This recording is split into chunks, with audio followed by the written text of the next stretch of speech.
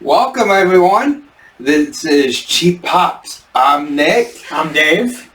And on this show, we mainly talk about wrestling, but we also talk about movies and video games and pretty much anything pop culture.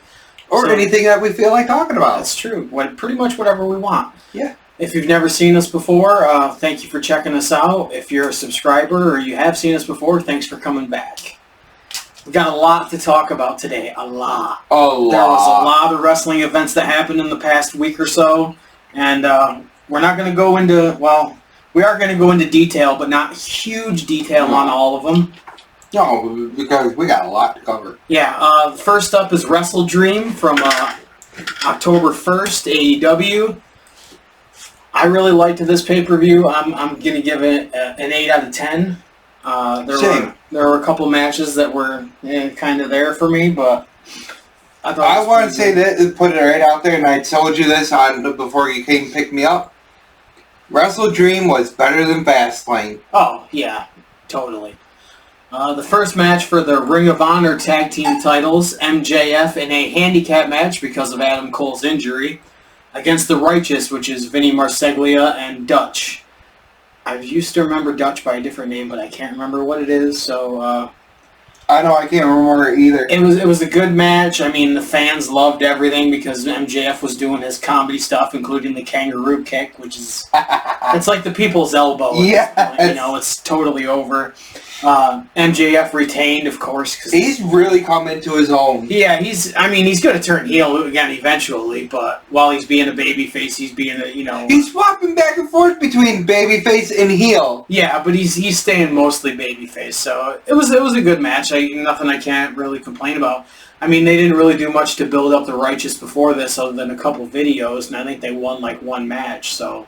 Unless you watch Ring of Honor, you probably don't know who they are, which is one of my pet peeves about AEW, is they don't explain things all the time. So, the next match I really, really enjoyed, the Ring of Honor Championship, Eddie Kingston against Katsuyori Shibata. Stiff, strong style, lots of chops, lots of kicks. Speaking of Eddie Kingston. Yep. Awesome action figure there, yeah. The AEW has come up with some good ones, so...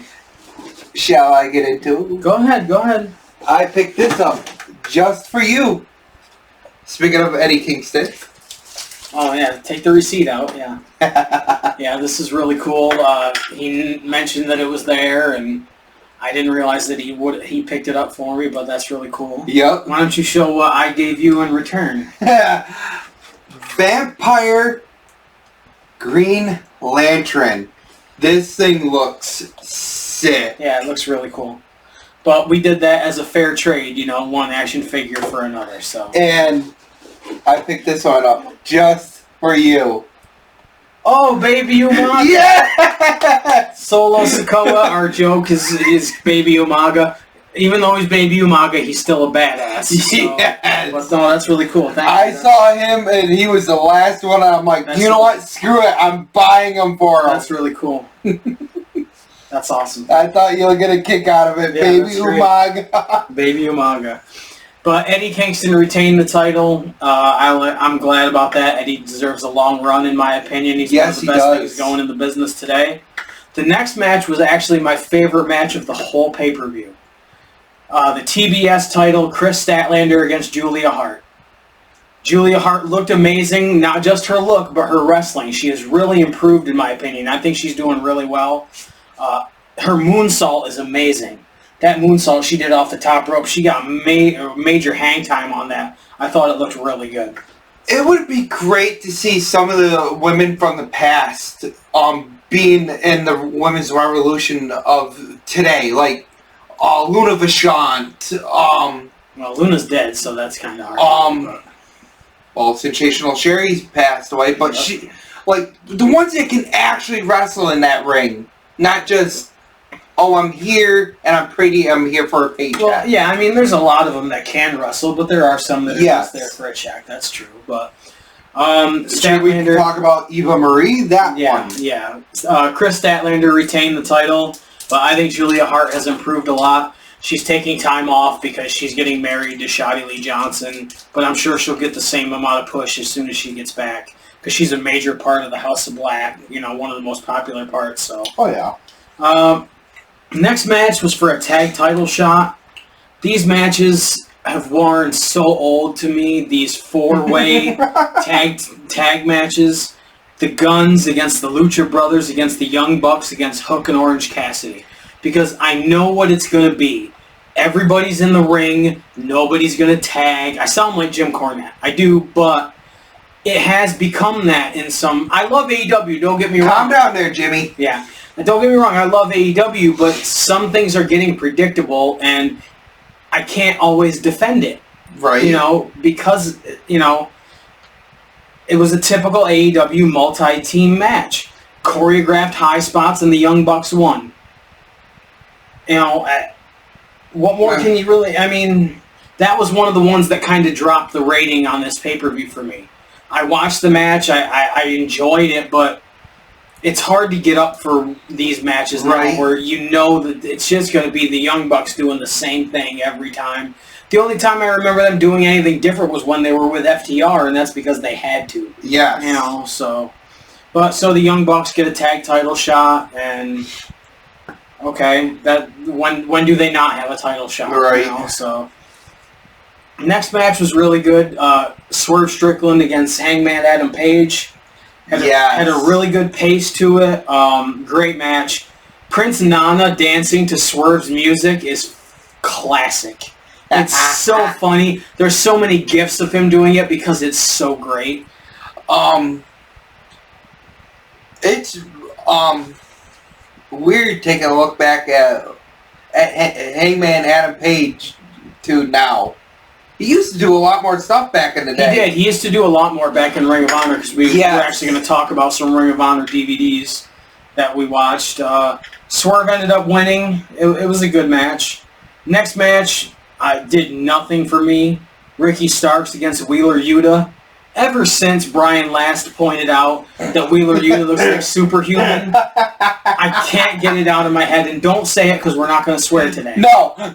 Don't say I kept saying it during the match. Okay, I will say, this is for Juggaloos and Juggalettes. That's all I can think of when I see Wheeler Yuta. Starks is incredibly over. He's always going to be over. He's such a good character. But this match did nothing for me, so...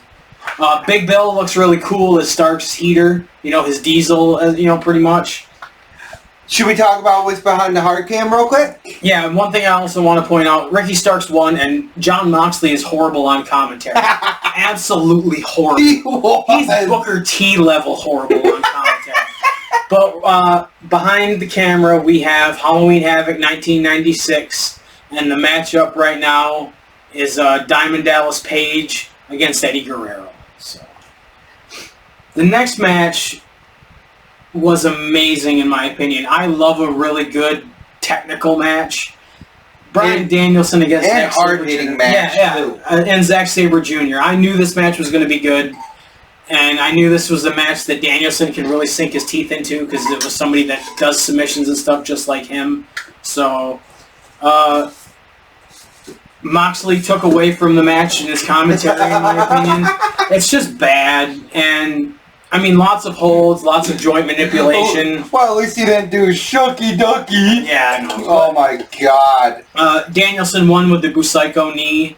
I'm interested to see where they go with Danielson. I think they only have Sabre Jr. limited because he does a lot of stuff with New Japan, so I don't think he's in the country a lot. The next match, Chris Jericho, Kenny Omega, and Kota Ibushi against Sammy Guevara, Will Ospreay, and Takeshita with Don Callis in their corner. Crazy match, just kind of like the other tag match. There's not going to be a lot of tags. They're just going to do a lot of moves. But Jericho can be entertaining, and I think Ospreay and Takeshita are really, really impressive. I think those two could have some good matches against each other at some point. Sammy ended up getting the win. I don't remember who he pinned, but it was... he might have... I don't know, maybe he pinned Ibushi? I can't remember. But Don Callis is such a good heel as a manager. And a.k.a. Cyrus the Virus. Yeah, I loved him in ECW, so, that's cool. It was okay. He played off from Paul Heyman so well. He did. He really, really did. All right. AEW tag titles are next. FTR against Aussie Open. FTR always amazing with their matches. Yes. So they always make it so that it's old school. And I like Aussie Open. I think they're a really good... You've got the skinny athletic guy and then the big guy, kind of like a Heart Foundation. Yes. You know, you have the clashing, not clashing styles, but different styles that mesh well together. FTR did a super shatter machine off the ropes to get the win. Did you watch any of this? A little bit, here and there. I hate you. I watched the whole damn 4-hour thing. I'm sorry, I was up until midnight last night trying to catch up on a lot of it. Yeah, I know, because I don't give you a heads up enough where you can do it. Yeah. The main event, though, the thing that everybody's talking about, Darby Allin against Christian Cage. Yeah! 3 falls. Great video package to open up the thing. To get the first fall, Darby pulled up Christian's turtleneck up over his head and then rolled him up in a jackknife pin to win the first fall. That was Christian's biggest opponent of the night was his turtleneck. Yeah. And then at one point, they had the stairs outside the ring, like turned towards the ring, and Christian Cage did a Death Valley driver off the apron on the stairs to Darby Allin, and that looked gnarly. It looked really bad. I don't know how Darby Allin can even move at this point. He's got no body mass whatsoever. No. He's kind of like Spike Dudley in a way. Yeah. You know, he's a small dude that takes a lot of punishment. Christian Cage ended up pulling back the mats and exposing. But at least he can do more than what Spike Dudley does. A little bit. A little bit, yeah. He's got a little bit more wrestling skill. Speaking of Spike, you know that he when Undertaker chokeslammed him outside the ring, that he had to convince the Undertaker to do it to him. Yeah, I'm sure Undertaker didn't want to do it. No, do it. It's fine. Right. At one point, Darby Allin got put on a stretcher on the outside of the ring, and Christian did a frog splash off the top rope all the way onto the stretcher on the floor. This match I did sit and actually watch. It was really good. It was long, but it was really good. It was a really good match. Nick Wayne ended up turning on Darby and hitting him with the title belt. Christian won in 2 straight falls. And then, of course, they're going to give the concerto to Sting. The lights go out, a video plays. And they kind of spoiled it at one point because they had Rated R spray painted on the road when the car would... But whatever. You knew who it was as soon as they started the video. But Adam Copeland, otherwise known as Edge, came out and the You Think You Know Me at the beginning was actually Beth Phoenix that did it. And he came out to the Alter Bridge music, which some wrestling fans are stupid to me. How can you use the WWE music? That's Alter Bridge. He's friends with the band. They've told the guy who wrote it, Mark Tremonti, said he can use it as much as he wants wherever he wants. Mm-hmm. So he goes, "It's yours. Exactly. Use it." And he owns the trademark to Rated R Superstar because WWE is stupid and lets trademarks last. Exactly. So cool. He's the Rated R Superstar Adam Copeland now. So right.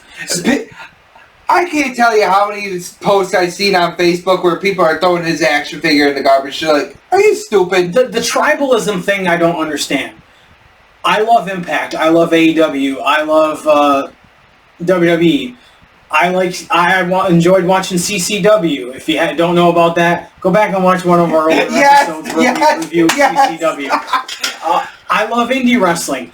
I will never understand why people can't enjoy all wrestling. Exactly. Now, we pick things apart and we complain about things, but we still enjoy watching. We want things to get better. That's why we nitpick things. We're not saying that we hate it. We wish certain things would be better. That's all. But how you can say, oh, WWE is this and AEW is that, and these guys, you act like they're feuding behind the scenes. Right. They weren't feuding behind the scenes in the Monday Night Wars either. No. They were friends with each other. So the tribalism that happens in the internet wrestling community, I'll never understand. Right. The one guy put it right about one of the videos I was watching. He said, it's like back in the day, like 2 different brands. Yeah. I view it as that. Yeah. Yeah, it's cool to see Adam Copeland in the AEW. It is. He speared Luchasaurus, and well, first he threw the chair at his head, and then he speared him, so that's cool. And he's going to be wrestling Luchasaurus tonight as we're recording on Dynamite. So, and of course, it's on a Tuesday because they got bumped for some reason, and WWE is loading up NXT with The Undertaker and John Cena and Cody Rhodes.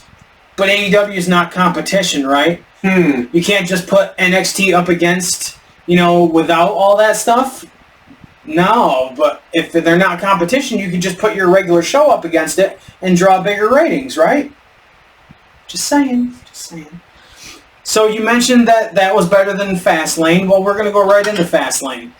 Great opening package with Pat McAfee. Yes. McAfee always does well. He's such a great talker, and he's always got such great energy. He's really great in that ring. He really is. He's a really good wrestler. I mean, if you watch his match with Adam Cole, his first match, it was amazing. Oh my God, yes. I mean, even though when, he's got to do things with a turtle Vince McMahon, but other than that, it's... Am I Judas enough for the Judas? The first match was Cody Rhodes and Jey Uso against Finn Balor and Damian Priest for the WWE Unified Tag Titles. It was a good match, but it was way too long. Way too long. They're all pros who know how to lay out a match, so it was good. New tag champs, Cody Rhodes and Jey Uso. I'm not happy about that because they had Dominic lose the North American title and then gain it right back, and now Balor and Priest are losing the tag titles. It's kind of, why don't you just have them lose all the titles and have Beth Phoenix, Rhea Ripley be the only one with a title? But whatever, it was a good match, It's Vince booking. Yeah. The next match, the LWO, Rey Mysterio and Santos Escobar. You mean the cheap version of the LWO? Yeah, where they used the Viva La Raza at the beginning. Yeah. Against Bobby Lashley and the Street Profits, who I think look good as a group. I think it's really cool. I'm kind of getting like the Hurt Business kind of vibe. Right. Yeah, and that's kind of what they're going for, but they want a younger, group. So I get that. I think it would have been awesome if they would have brought MVP in on it. I think he'll be into something eventually, but get him away from Omos. Yeah, I mean, please. I can't believe that Omos hasn't been released yet, but hopefully that's coming soon. But Escobar ended up getting taken out at one point. He's a better version of Great Khali. I'm going to leave it at that. Good Lord, anything. The Giant Silva was a better version of the Great Khali. So, needless to say, Giant Gonzalez? Yeah. Escobar got taken out at one point, and then Carlito comes out. And I hate his new music. His new music sucks. But it was cool to see Carlito, and they're actually going to be doing things with him. I like that. That boy looks like he looks like he's juicing. Yeah. He looks like he's on something. I mean, no offense to guys that are, and they want to bulk up. He's juicing, all right. He's on the apples. Yeah. The apples don't give you that much. I'm just saying. He's juicing on the apples, people. Yeah, Escobar did an awesome dive, and the LWO ended up winning.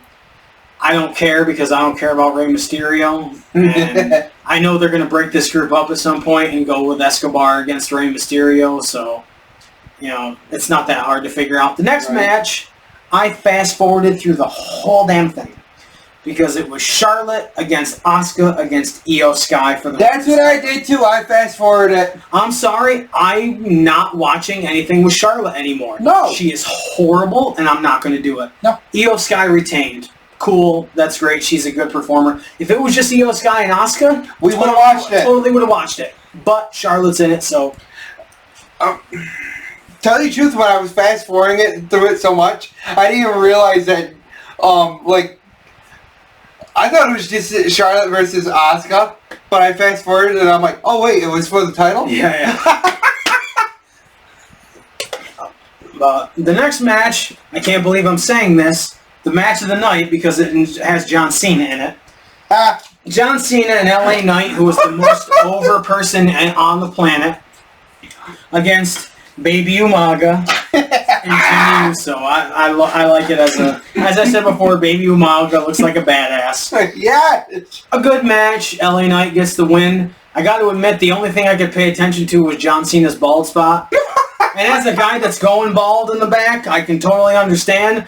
But just shave your head, John, because when you have, you've joined the Hulk Hogan hair club. You really have. Because when Shawn Michaels, slicked the hair back and did the ponytail, you couldn't always tell. But with you, as soon as your hair moves, you can tell that you've got bald. You're bald. So just stop. Baron Corbin was smart enough to shave his head. Kurt Angle was smart enough to shave his head.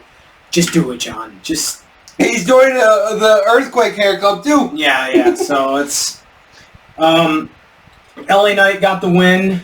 Every time they call John Cena the greatest of all time, oh my God. I want to puke. They say it every time, and it drives me insane. Either they're being fed it, or Michael Cole truly believes it. But to even come close to saying that John Cena is the greatest of all time is just horrible. Just horrible. But it's Michael Cole, so what are you going to say? The main event, this went on way too long too, but it was still a good match. Seth Rollins against Shinsuke Nakamura for the world title. Rollins came out in a ridiculous outfit, but then again, so does Shinsuke. And, the singing is music, and then once they cut off the music, they're still singing it for like another 45 seconds. Yeah, it's fine with me. I like Rollins.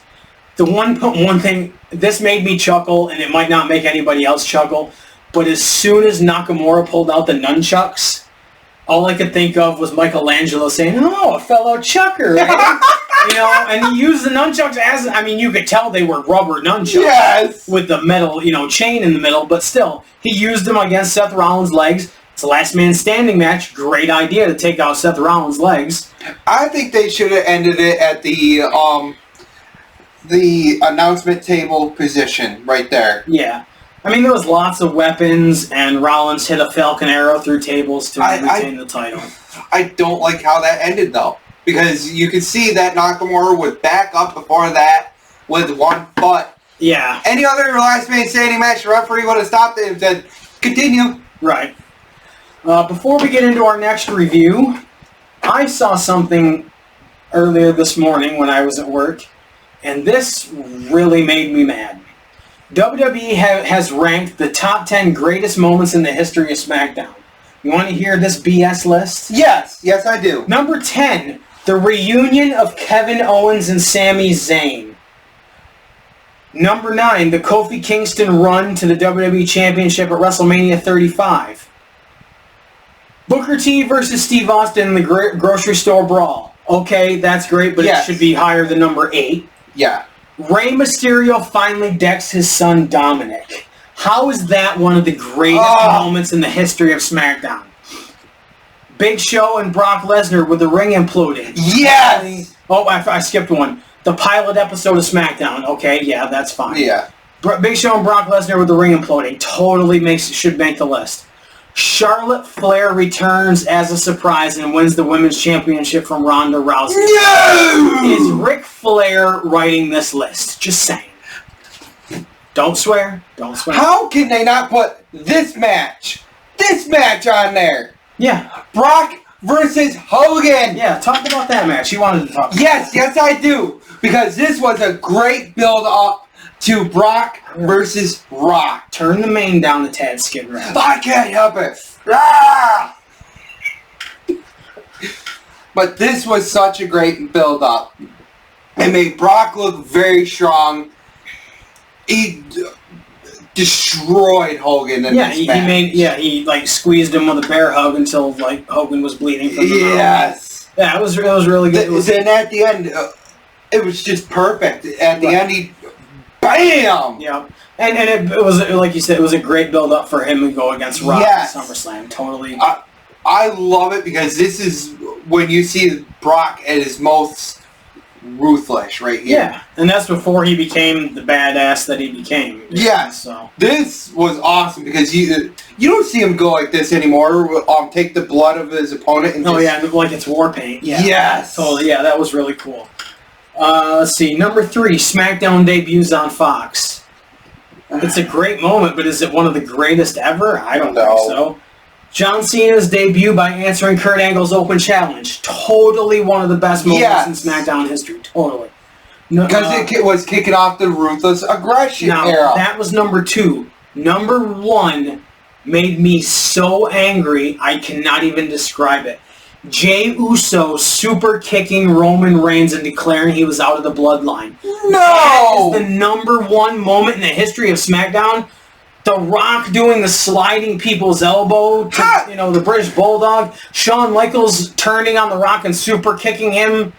The 30-minute Iron Man match between Kurt Angle and Brock Lesnar. Right? Any of the other stuff, but Jey Uso super kicking Roman Reigns? No! Who is compiling this? How old are they? That's what I want to know. Are they younger than 20? Hell, are they younger than 30? Have they seen anything before 2010? I did. But I have to talk about that. That's one of the most horrible things I've ever read come out of WWE. Can we go on to a good light note of what I found? Sure. And I know that you want this.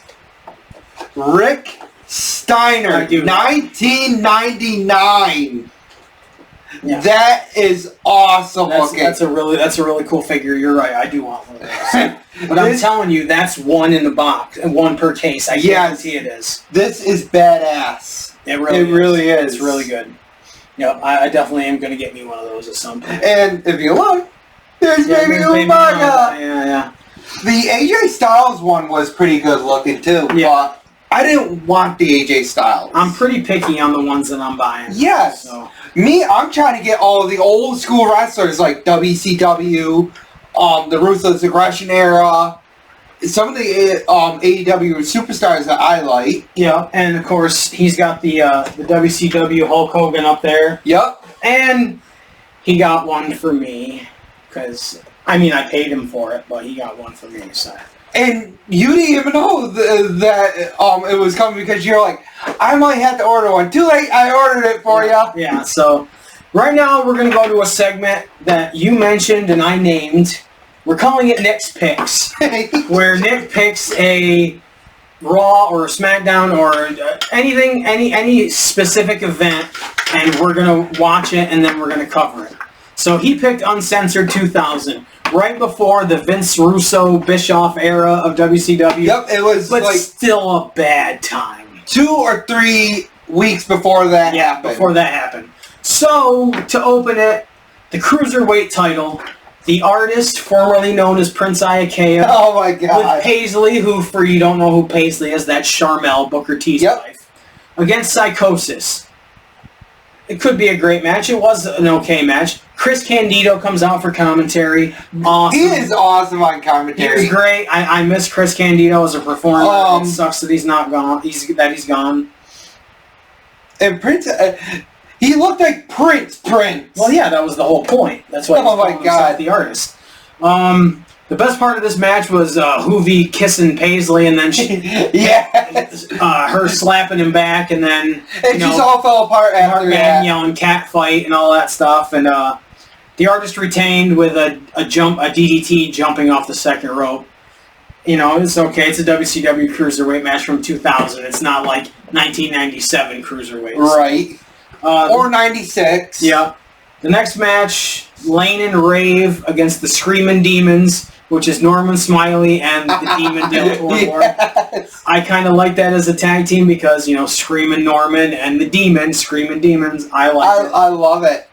Miss Hancock, if you don't know who that is, that's Stacy Keibler. She came out for commentary. The Screaming Demons got the win, and then Miss Hancock did the big wiggle on Amber's ring. I'm not going to... WCW in 2000, a lot of it sucked. It did. But I think there was stuff in this that you could enjoy. Like Mark Madden on commentary, Right. And some of the matches were good. I will say this, the biggest one I miss on commentary is Bobby Heenan. Oh, Bobby Heenan is the greatest Oh my God. commentator. If you go back to Starrcade 94, when Hulk Hogan and Macho Man shake hands at the end of the match, and Bobby Heenan yells, "Blast him now!" Yeah. Then, you can still do it. Yeah. You can still do it. Yeah. Hit him. Yeah. They can't. They shook hands already.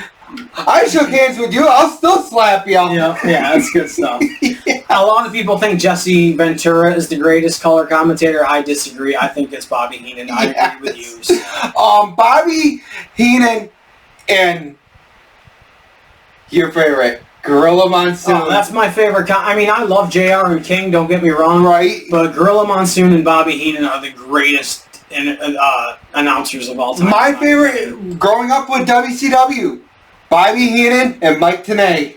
Yeah. And Tony Schiavone. Yeah. Yeah, that was... I'm not too big into three... If you're going to go three-man for WCW, for me it's Schiavone, Heenan, and Dusty.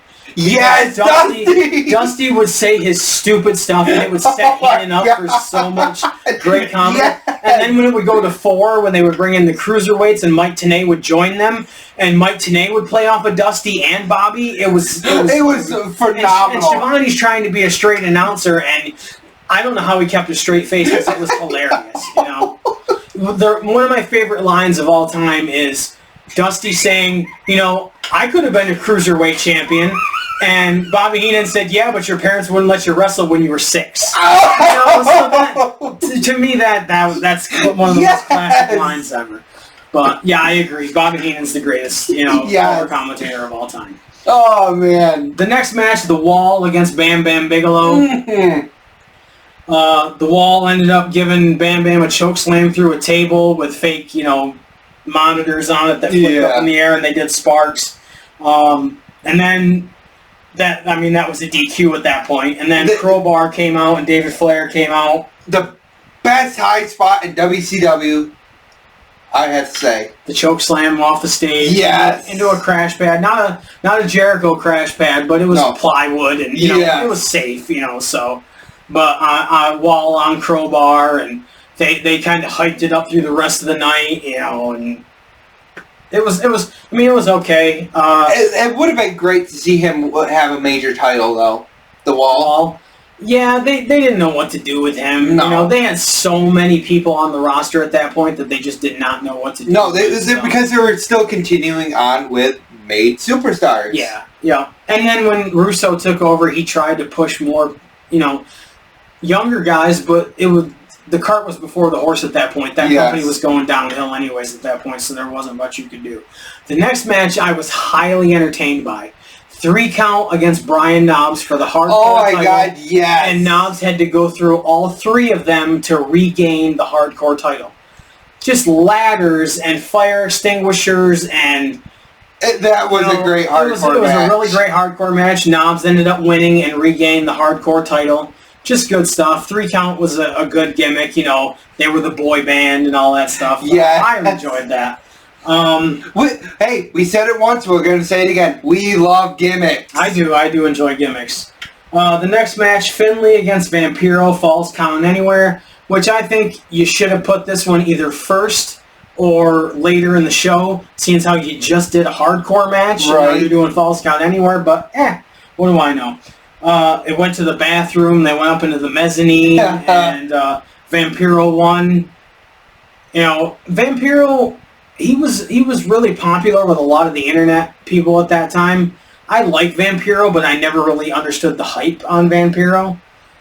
I loved him in Lucha Underground as a commentator, you know, but I just never really understood the hype on Vampiro. It would have been great to see him, if he was still younger.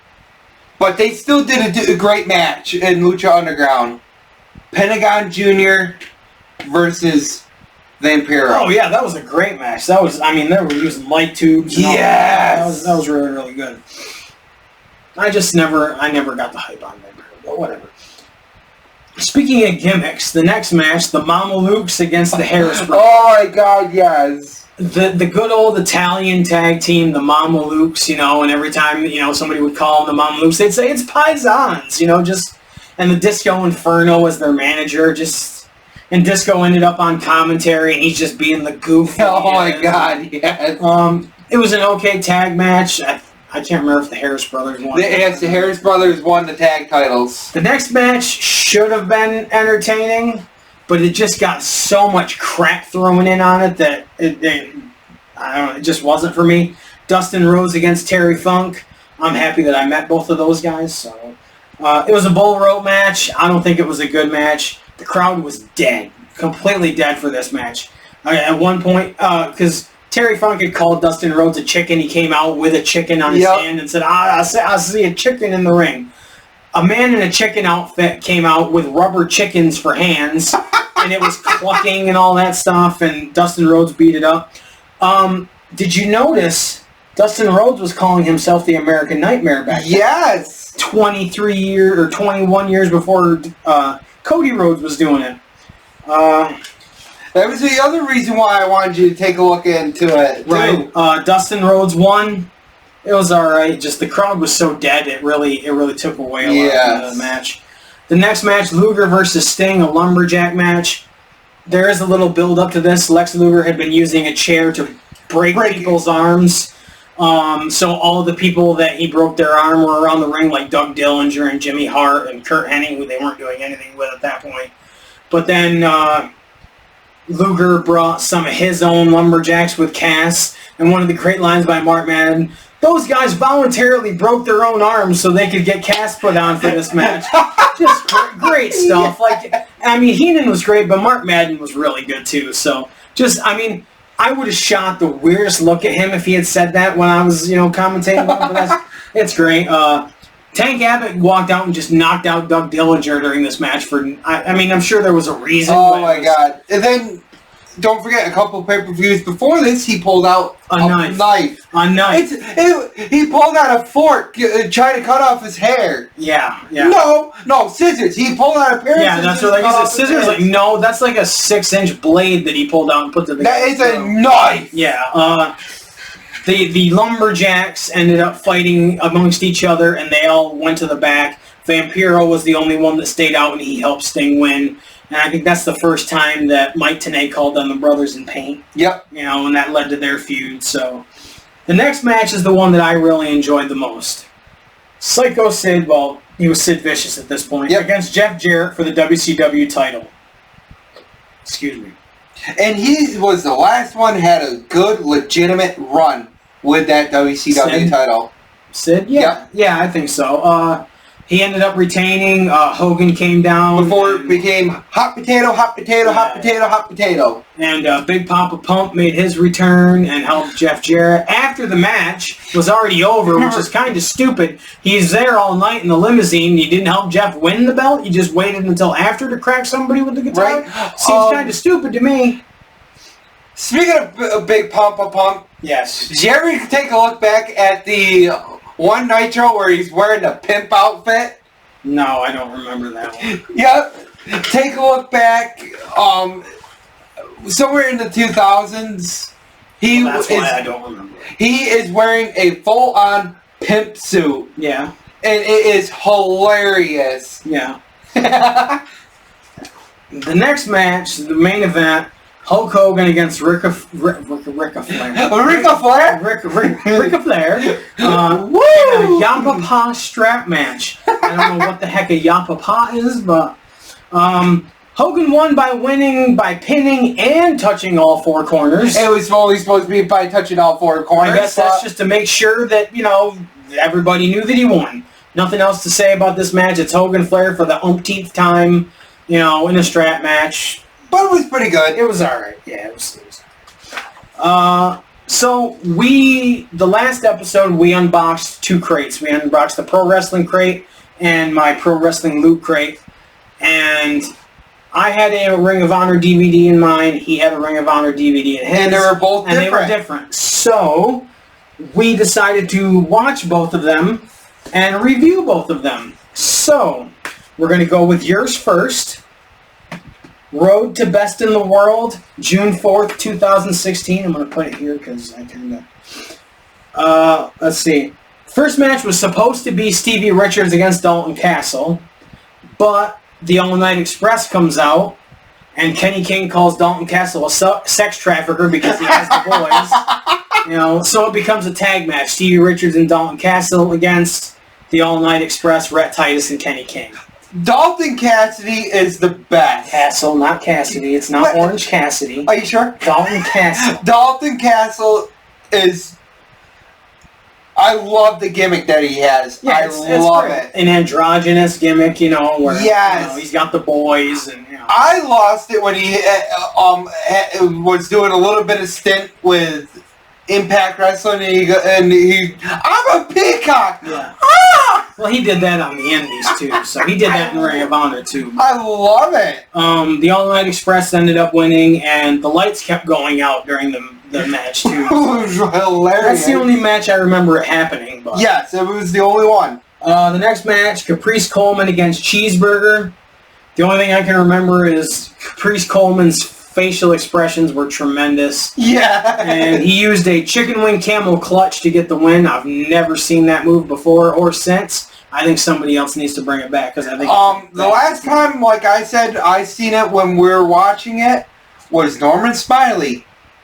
Yeah, but he didn't do it as a camel clutch. No. He just did a chicken wing. Yes. So and the last one before Norman Smiley, Bob Backlund. Yeah, Bob Backlund. And Frankie Kazarian did it for a while on TNA as well. Just a side note, Nick doesn't like Veda Scott on commentary, so... No, she was annoying! Well, so are you, but nobody's complaining. No, I like the commentator better on the other one. Yeah, the next match, Raymond Rowe of War Machine against Christopher Daniels of The Addiction. Daniels did a low blow and the best moonsault ever to win. That's pretty much all I can say about that. The next match, of course, is Hanson against Kaz. Tag partners against the other tag partner. Hanson wins with a brutal spin kick. Hanson's an amazing athlete. The stuff that he can do as big as he is, yes. It's crazy. Fast forward to the next match, 6-man scramble. No, God. ACH against Leo Rush against Kai Mitachi, Jason Kincaid, Will Ferrara, and Roderick Strong. I knew what this match was going to be. It was going to be high spots and just a cluster everywhere. Yep. So we just said, screw it, we're going to fast forward through this. Because you can see that in AEW. And we did. Kai Mitachi won. So just in case you wanted to know that. Yep. And then BJ Whitmer comes out, issues an open challenge. A guy named Matt Sells comes out. Whitmer keeps pulling him up off the cover, to punish him more. And when's the last time you ever seen that in WWE? Yeah, I know. The heels don't do that anymore. No. I wish more would. It's a really cool thing to get the crowd to hate you. Yes. I like the fact that they did that animation in the wrestling games. Yeah. Yeah. BJ Whitmer eventually got the win. The next match, Keith Lee and Shane Taylor, who I forgot were actually a tag team at one point. What did I call? What did I say that he was? The Rikishi or something? Yeah, he was built like Rikishi. Yep. Against Silas Young and the Beer City Bruiser. Keith Lee is so impressive as an athlete. If you've only seen him in the AEW, he hasn't even scratched the surface of the stuff that he can do. Go watch some of his old matches with Donovan Dijak if you want to see what Keith Lee can really do. Oh, yeah. Keith Lee and Shane Taylor got the win. Not really much about, other than how impressive Keith Lee was, there's not really much to say. He was really impressive in that match. But should we talk about the other big guy in that match? Not the one that looked like Rikishi, but the other one. The Beer City Bruiser? Yeah. What about him? He would do pretty good. What do we say that his splash was? Oh, the Battletoad Splash. Yeah! Yeah, it's not a Bullfrog Splash, it's not a Frog Splash, it's the Battletoad Splash. So remember that. I'm going to have to trademark that. That's going on. Yes. That's going on. We're going to make that a shirt. Mm-hmm. I'm going to take the Battletoads logo, and I'm going to put Splash underneath it, and it's going to be a shirt. Mark my words. That's going to be a shirt. I'm going to write that. I'm going to mark that down. Yes, do it. Battletoad Splash. We're marking that down. I'm going to mark that down right now. The reason we're reviewing these is because we got them in the crate and we want something good to talk about. Yeah, not just the same stuff all the time. Exactly. So let's see. So I got that marked down. The next match, Jay Briscoe against Moose. This was a match of the night right here. Yeah, it was really, really good. Jay Briscoe's always good. I mean, if you've never seen his, if you've only ever seen his tag stuff, his singles run was amazing. Mark Briscoe too. Mark Briscoe's a great wrestler as well. I just hate the commentator on this. I just hated her. Yeah, I know. I get it. Moose powerbombed Jay Briscoe through the table at one point. Oh my god. And we thought it was over there. Right, and then Briscoe ended up winning, which was kind of cool. I like Moose. Moose signed a multi-year deal with Impact. He's staying there, so I'm happy about that. And I'm happy that we actually got to meet him. Yeah. Well, you did. I didn't. And he sent me the picture. I am going to post it on our social media. So I'm going to post a few because I've met a lot of the people that we're talking about right here. Yes. So the next match... I got to still send you some of from the Mother's Day show that we did. Yeah. I got to send you all those pictures to post if we didn't already post them. You probably haven't. The Ring of Honor World Heavyweight Champion Jay Lethal against Mark Briscoe. Jay Lethal won a really good match. The good thing Jay Lethal did shave his hair after this because you could tell that he was starting to go bald. He was going bald, yeah. And Mark Briscoe's so entertaining, so it was a good match. The main event, I think the Jay Briscoe Moose match should have been the main event, but this was the main event. The Bullet Club against the Motor City Machine Guns. The Bullet Club was Adam Cole and Adam Page, and they had the Young Bucks in their corner. Super good! Yeah, the Young Bucks interfered, but the Motor City Machine Guns got the win anyways. And the stuff like what we brought up earlier that Hangman Adam Page used to do, a shooting star press from the apron. Yeah, to the floor. Yeah, from a standing. Yeah, yes, yeah, that landing on his was feet. Yeah. Amazing. Yep. Before we go into the next one, I want to show off a couple things that I got recently. I love this Funko. When I saw it at GameStop, I had to get it. The Big Boss Man. I bought two because I want to open one and I want to keep one in the box. So there's that. This I thought was really badass. Yes. Did you have this one too? Yes, right? I do. I have two of them. Gladiator Batman from the metal, and that's got the Dragon Joker, yeah, which I've still got to glue the head back on because I broke the head off it. I'll bring on mine. That's out of the box to put on display. But these are really cool. The McFarlane company does a really good job on these. Yes, they do. Oh, and I already showed Hulk Hogan, so yep. So yeah, I just wanted to show those. Oh, don't forget what? I have Typhoon and Earthquake. I had to buy those because Earthquake's one of my. He's one of the most underrated guys, and I've met Typhoon. That's why I bought Typhoon. Let's see. The next DVD that we got. This one was mine. Glory by Honor 15. And you were so jealous of mine. Yeah, and you gave it to me anyway, so what does it matter? Because it was just going to take up space. Yeah, this was from 2016 as well. Match number 1, the Tempura Boys against Cheeseburger and Will Ferrara. It was okay. Cheeseburger and Ferrara got the win. Ferrara almost screwed up a dive badly when his toes caught the middle rope. Oh my god, that was horrible. Right. The next match, a super heavyweight triple threat match.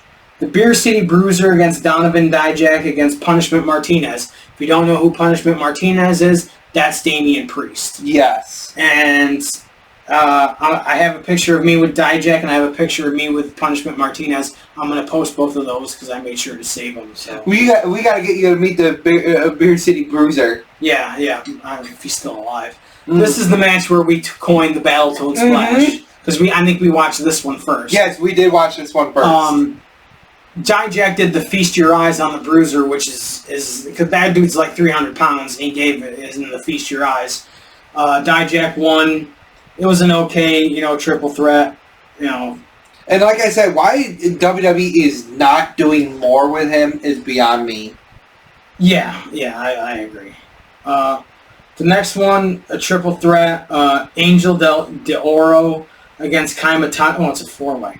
Yeah. Angel D'Oro, Kai Mitachi, ACH, and Nick Jackson. I kind of wish we had fast-forwarded through this one, too.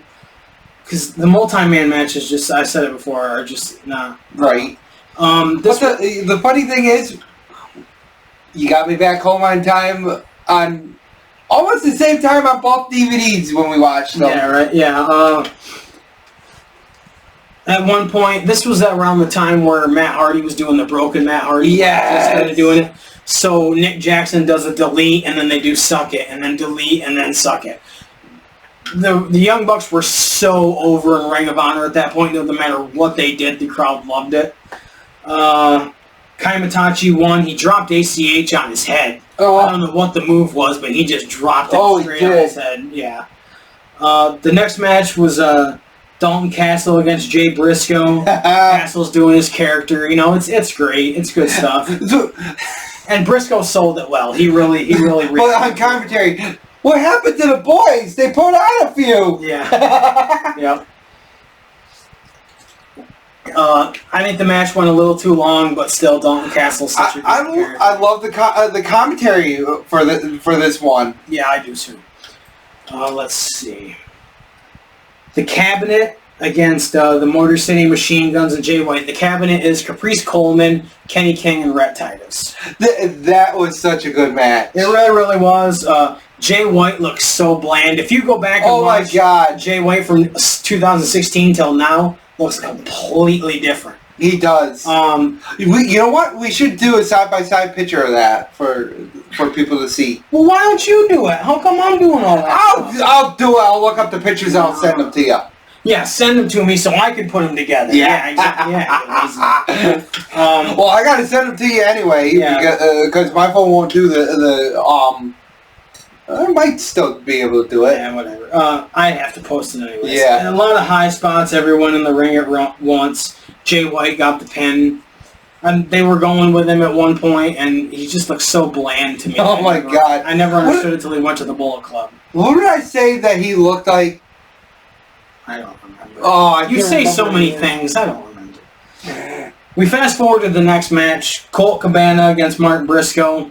I have no desire to watch a Colt Cabana match, so we fast forwarded right through it. Colt Cabana won. That's all you really need to do. Jay Lethal against Matt Jackson. At one point, Matt Jackson super kicked the ref. Nick came in to interfere, but the Addiction helped, and Lethal got the win. I don't know what else to say. And then there was an impromptu match, the Addiction against the Young Bucks.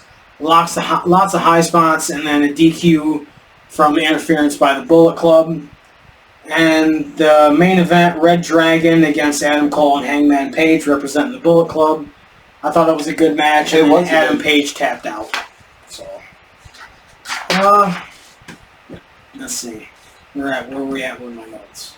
Let's talk about XWA, because we are going to be going to their. We're going to be doing a table at their show on November 18th. Yep, and I have that weekend off. Yes, and we're going to be handing out our flyers. We're going to be handing out free packs of trading cards, the stuff that we do at our tables. Yes. So, it's in Pittsfield, Mass. on November 18th at the Mason Hall or Mason Lodge, whatever it's called. You can go on Facebook and look up XWA. You'll see a logo with a skull and crossbones. It's not hard to find. They're looking for ring crew volunteers to help set up the ring, so just contact them through their Facebook, and, you know, I'm guessing you'll get in for free if you're part of the ring crew, but I don't know. And they're running a promotion where you can get a chance to win tickets to the show. 2 tickets to the show. So just look up Extreme Wrestling Alliance on Facebook. You'll see the logo with the skull and crossbones. You'll see Mikey Cheese and, you know, Victor Vonco and all them on the main page, and Pepe Le Poulet. That's going to be the main event, Mikey Cheese against Pepe Le Poulet. I think that'll be entertaining as well. So we can't wait for that. We love doing tables at shows. We love our indie stuff. We really do. And we're going to get to be behind our table and watch the show and hand out our flyers and business cards, and just, you know, we'll have Deadpool with the head open with our Tootsie Rolls and all that stuff. So we'll have a good time. We hope you guys come out.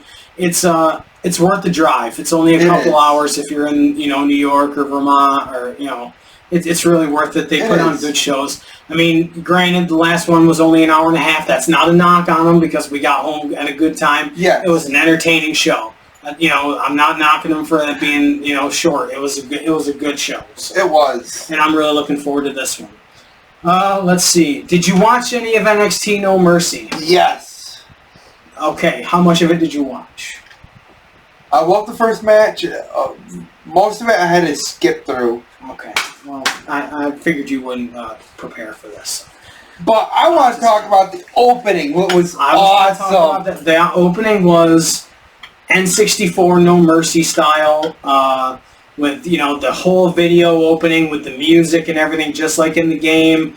They did like a player select screen with when they were all in the old school graphics, which goes to show that they could remaster that game if they wanted to and just take the WWF logo out if they wanted to, but they don't do it.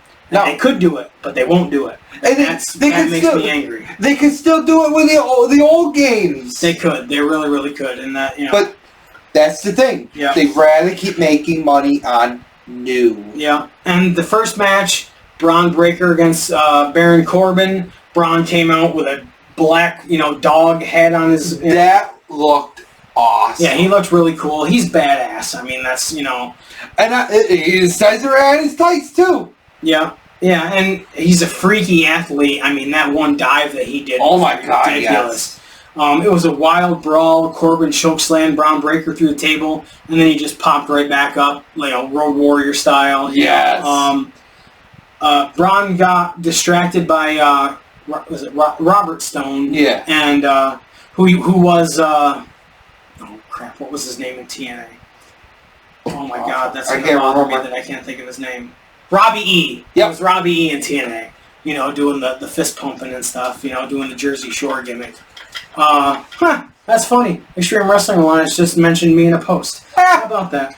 Baron Corbin got the win. I guess they're going with him again for some reason. He's got new music. He's got new Burning the Ships. This is new, whatever. And he's got a couple of new tattoos. Yay! Yeah, Baron Corbin! At least he was smart enough to shave his head. John Cena's not. The next match. Well, John Cena's stupid enough to steal our logo. Yes. We don't need to belabor that anymore. The North American title, Dirty Dom against Trick Williams with Dragon Lee as the ref. They were piping in Whoop That Trick. I don't know if you noticed that, but they were piping that in like crazy. Don disrespected Dragon Lee by dropping the title at his feet instead of handing it to him like you normally would with a ref. There was 2 ref bumps. The ref bump thing, when it's a special ref who's a wrestler who can take all kinds of punishment, but one guy runs into him and he's down like a regular ref for 20 minutes. Oh my God, yeah. I'll never understand that. But then again, they had that match with Nick Patrick against Earl Hebner where they were beating the crap out of each other and stuff that would normally knock them out for half an hour. I know. So what do I know? I don't know. We're wrestling fans. We don't know anything. Trick won the title, and then spoiler alert, if you don't know, a week later, Dom won it back. Oh my God, yes. So, whatever. I mean, it was cool to see Trick win it. It was a good match. Yeah. Dom Mysterio. How long ago did I get him? Yeah, that was a long time ago. It was entertaining, Dom's a cool character now, so... And that was just a gag gift for you, too. But I figured I'd put him up there because he was there. The NXT tag titles, I wish I had fast-forwarded through this. The Creed brothers against Garza and Carrillo. I wound up fast-forwarding. Versus Out of the Mud. I don't know who the hell Out of the Mud is, but... They're Out of the Mud, don't you know? And then against the Family, who was pretty much an updated version of the Mamalukes. Yep. The typical Italian, the Don of NXT went out during the match with a knee injury, and got carried to the back. And then he ended up coming back out. They did a quadruple superplex at one point, which I thought was really cool. Everybody was in the corner, and they all did a superplex at the same time. I thought that was really cool. The Family ended up retaining the titles. The next one, the Heritage Cup, Butch against Noam Dar. I'm not really into these matches that have rounds, and time limits on the rounds and stuff like that. But I get the psychology of it. It's something different, so I get that. Booker T was horrible on commentary through this whole thing, but especially during this match. Noam Dar retained, so yeah. Did you end up watching that at all? No, I skipped that one. Did you watch the main event? Here and there, yes. Well, this actually wasn't the main event, but it was close. Carmelo Hayes against Ilya Dragunov for the NXT title. This this was pretty damn good. It really was a really good match. Because I like Dragunov. Dragunov's old school. He's really stiff. He reminds me a lot of Fit Finlay. Yes. You know. You want to take a look back at a good match? NXT UK for the NXT UK title. Gunther now, but Walter versus Dragunov. They had a couple of those actually. But the first one. The first one was really good. Yes. This match felt like the NXT of old, the old golden, the black and gold brand. Yes. Dragunov did a coast to coast drop kick at one point, and Dragunov finally won the title after hitting 3 finishers. So Trick won a title and Carmelo lost the title, and they are in the same group together. So. Tiffany Stratton, who is pretty much the WWE's version of Barbie. She comes out with the Barbie font as her logo. Against Becky Lynch, Extreme Rules for the NXT Women's title. Lots of weapons. They went into the crowd.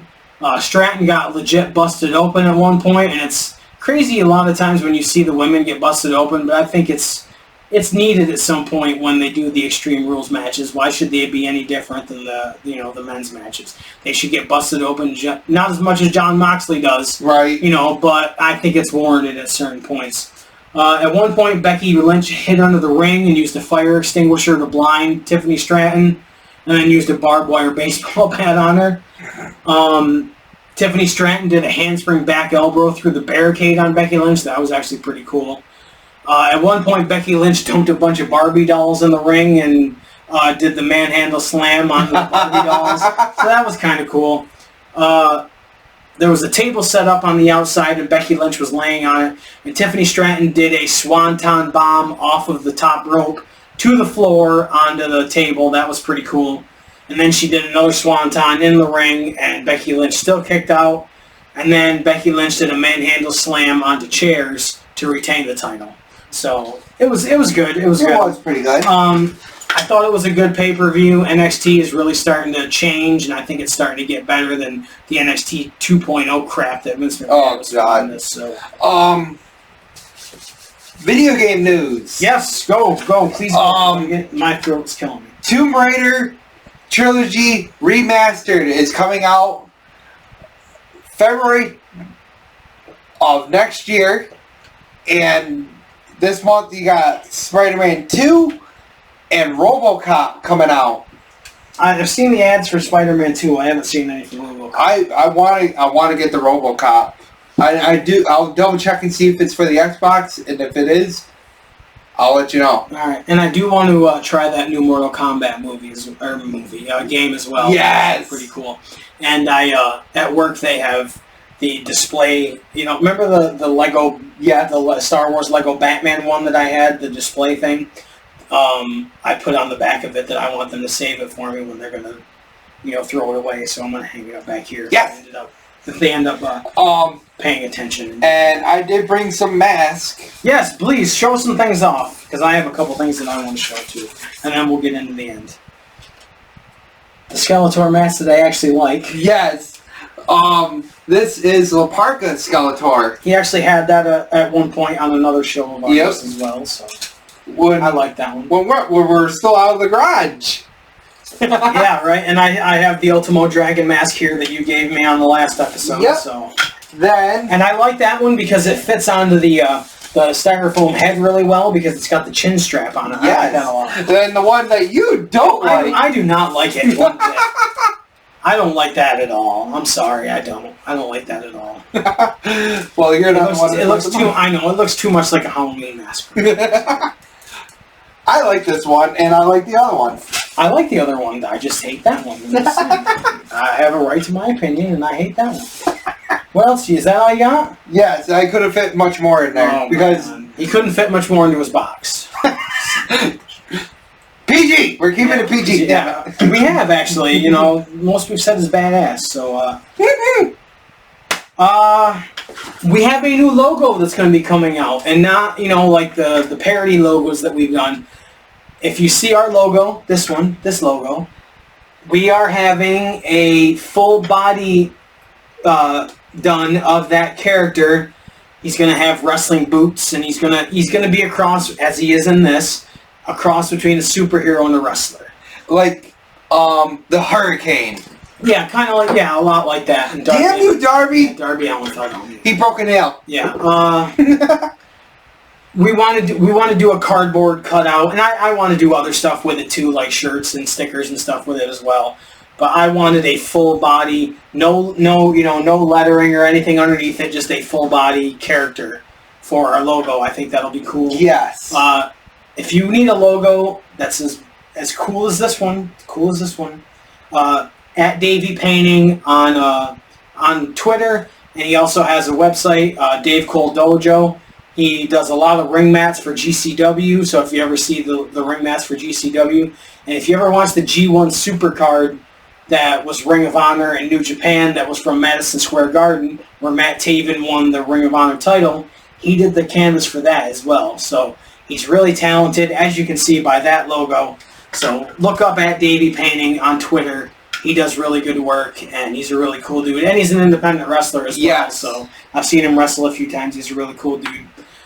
So speaking of our logo, we do have merchandise. cheappomps.redbubble.com. Merchandising, like Mel Brooks. T-shirts, stickers, phone cases, hats, all kinds of stuff. We've got cool logos. Our Double Dare parody, our Street Profits parody, which I haven't put up yet, but I'm gonna. Our G.I. Joe style logo, our original logo. Is there another one? I can't remember. The Double Dare one. The Double Dare, I mentioned that. There's another one too, I just can't think of it right now. We did so many. Seth Rollins. Seth Rollins, yes. We have a couple Seth Rollins inspired ones. But we also have a website now. cheappopshow.com. We're legit. We have a website. And thanks to Mikey Cheese for giving me that idea. You're the man, Mikey Cheese. Mostly it's a link to as links to all our social media on there. And it just talks about the show and our logo is on it. And I just thought it would be cool if we had our own website. And we're both going in on it. We're going to pay half to go in on it. I think it's cool. I think a show like ours should have a website. So, no, we have one. We have a .com. We're a .com now, so. We are legit, people. If I can at some point figure out how to post videos on it, I will. If not, I'm going to post links to videos on it. I have updated a lot of our social media with pictures and videos at Cheap Pop Show on TikTok, Twitter, Facebook, and Instagram. You're already checking us out on YouTube. Go back and look. This is episode 19. We've got 18 other episodes. We have smaller videos of us playing video games. The first episode of I'd Buy That for $1. If you don't know what that's about, check it out because I think it's pretty cool. It's me reviewing movies that I bought at the dollar store. The I'd Buy That for $1 thing. If you've ever watched RoboCop, you'll get the reference. Oh God, yes. So, and there's a episode 9.5 where Nick didn't go to the shows that I went to, so I reviewed 2 shows that I went to that were back to back. I was out scoping for other stuff that day. Yeah, you were doing. I don't know what you were doing. I think you were sick at that. Actually, I think you were sick at that point. So check out our website. Check out all our social media. We are interacting more on our social media. November 18th, XWA. They're looking for ring crew. Volunteer ring crew. Volunteer. They're not going to pay you.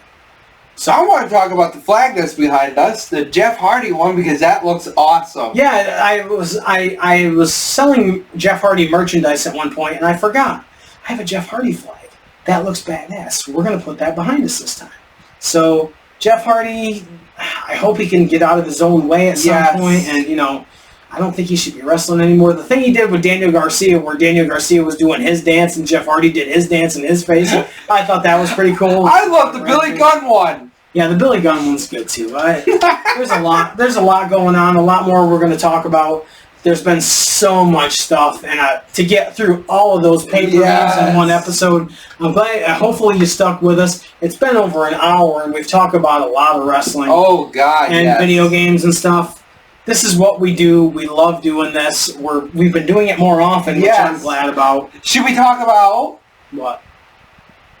What? The Hulk Hogan shirt? Yep, and Macho Man shirt. Yeah. Yep. Okay. So this is the one I got you a couple months back. A lot longer than that. Because it's been in my closet for a long time. And I just got this like a couple months back. And you have the white one too, right? Yep, I do got the white one. I like this one better because I love the NWO Wolfpack. Yeah, that's cool. I like that shirt a lot. I'm gonna have to get me one of those. eBay, $35. Yeah. And it's worth it. But if you want a good shirt, go to cheappomps.redbubble.com and get a shirt and support us. Yes. At Cheap Pop Show on all social media. Be on the lookout for episode 20. Thanks a lot for checking us out. Cheap Pops on YouTube.